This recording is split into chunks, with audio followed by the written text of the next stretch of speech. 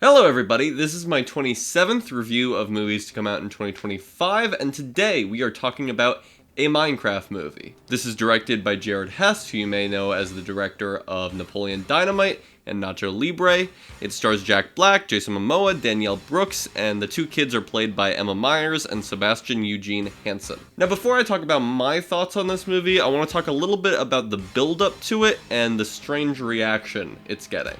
When the teaser dropped for this movie, I think I and many others agreed that this did not look good. The designs of the Minecraft mobs looked hideous, the use of green screen looked comparable to Shark Boy and Lava Girl, the dialogue sounded awful, Jack Black looked like he was doing his shtick to a level of parody, the concept of getting sucked into the world of Minecraft looked kinda stupid, the characters looked very basic. I was expecting to hate this. It's already a financial success. People are ironically yelling things in theaters, tossing popcorn, bringing chickens, cops are getting called. It's kind of similar to Wicked, where I felt like people weren't really treating it like a movie and more like an event, although this is another level, and people are more so intentionally being obnoxious. So, what did I think of the actual film? Would I recommend it? Let's start with this. I think there's two perspectives people are taking away from this movie. Either you're leaving thinking that was the most awful looking cynical cash grab with no artistic merit, a disgusting uncreative result of what comes when you combine art with the apparatus of capitalism. Or you're leaving thinking, wasn't it funny when Jack Black said chicken jockey? There's the depressing way of looking at it, and there's the ironic fun way. And I would describe my experience as somewhere in between. I really didn't hate this movie as a whole. I honestly thought it was better than the Five Nights at Freddy's movie or the Mario movie, which is not saying much. That's a low bar for me. I really did not like those. But considering how ugly and poorly presented this looked from the trailers, I was kind of pleasantly surprised. It's a big, dumb, mindless comedy that you forget about 20 minutes after watching, unless you're in touch with, like, TikTok memes. But, I mean, I gotta say, it wasn't painful. I'd never watch it again, but I didn't hate the experience. I don't even know if I'd say I was annoyed. Like, if people were chucking popcorn, yes, I would have been upset. But people at my theater were just occasionally cheering. People yelled chicken jockey in unison when Jack Black did. With Wicked, I got annoyed because I was genuinely trying to enjoy the movie and hear what the characters were saying, but with this, there's really not much a movie like this can offer me, and the main appeal of the experience is kind of ironic, so yeah, people kind of yelling in unison made it better for me. I don't want to excuse people who are yelling through the entire movie or chucking food, because that's not okay, but in small doses, it was sugar to help the medicine go down. It was actually kind of fun.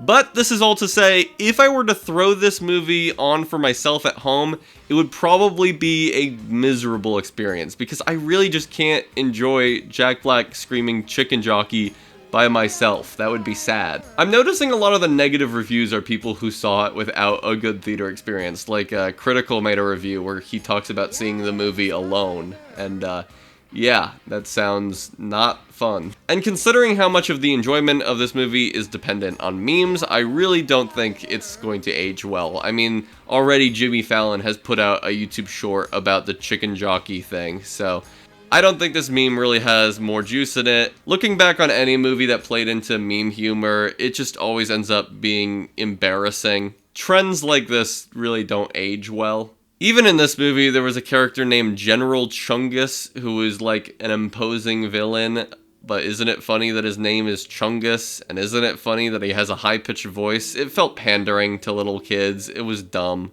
There are some jokes that were so stupid in like a self-aware way that actually did make me laugh. There's one part where Jack Black said, "First we mine, then we craft. On three, let's say Minecraft."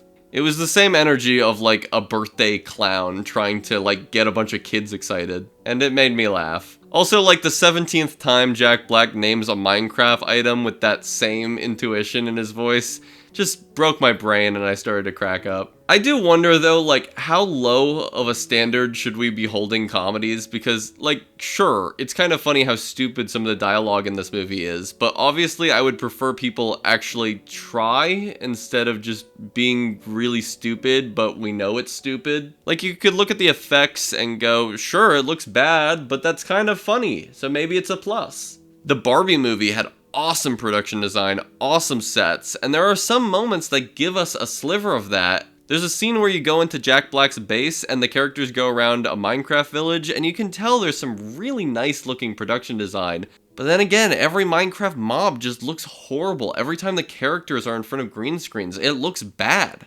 And look, this is not to say we can't have both. We can have movies that go for big, beautiful sets, and we can have movies that are just kind of dumb and silly looking. But I don't want to just give this movie a pass because there's a couple moments when it looks so bad that it was actually kind of funny, like when they're flying. But then again, it is kind of a plus. It made me enjoy the movie more, so I don't know. In terms of accuracy to the game, I do feel like it was better than I expected. For the most part, it did stay in line with the mechanics and rules of the game. There were definitely moments where I got pissed off because of experiences I've had playing the game. Like when the little boy kills the Enderman by haphazardly swinging his sword back and forth.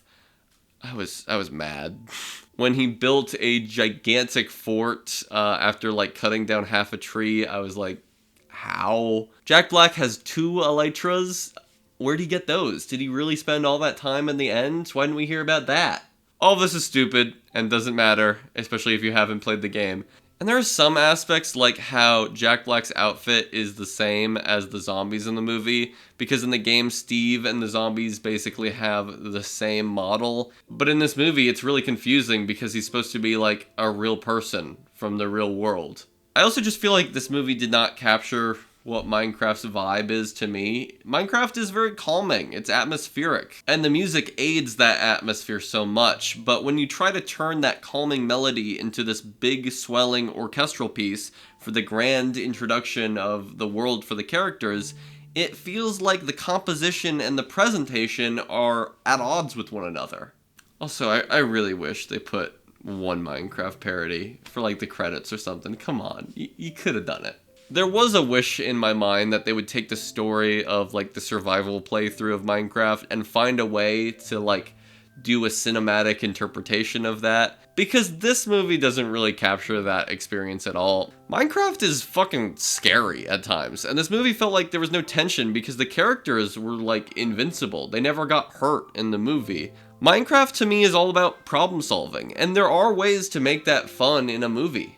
I've talked about this a bunch on this channel, but I always love talking about it more. Hundreds of Beavers is basically a video game movie, and it's really, really good. The whole movie is basically just problem solving, and it involves a lot of the same elements that are part of the Minecraft experience. Finding ways to get food, trading with villagers, using the material at your disposal in creative ways, and failing a lot, which makes the successes actually satisfying. This movie is the best of all worlds because it looks better than Minecraft with the compositing, it's funnier than the Minecraft movie, it's shorter, it captures the experience of playing a game much better, there's no boring expository dialogue, it's actually really creative and has some really great gags, and I don't feel bad giving it money. And look, if they wanted to do a movie more about like creative mode Minecraft, that kind of like, oh, it's like Legos but digitally, you can make whatever you can dream of, do something like the Lego Movie. It's also one of my favorite movies.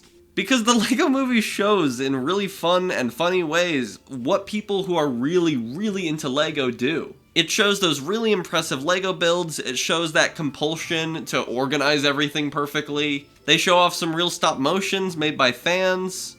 It's a great celebration of the creativity that Lego as a brand cultivates. But in the Minecraft movie, it just shows like Jack Black building full-size villager heads. But I really wish that they found some flashy way to show all the really, really fucking impressive things people have done with this game. These builds are works of art. Think about those crazy Minecraft roller coasters with the optical illusions. Some people have made operating computers and calculators within the world of Minecraft with just redstone. I wish the movie implemented the ways in which I view Minecraft as a game that cultivates creativity, instead of just saying to the audience that the kid character is creative and Minecraft is cool for him because of that. To actually talk about what happens in this movie, it takes place in a real town where 2 kids move into a new house. There's an older girl who's like the guardian of a younger boy.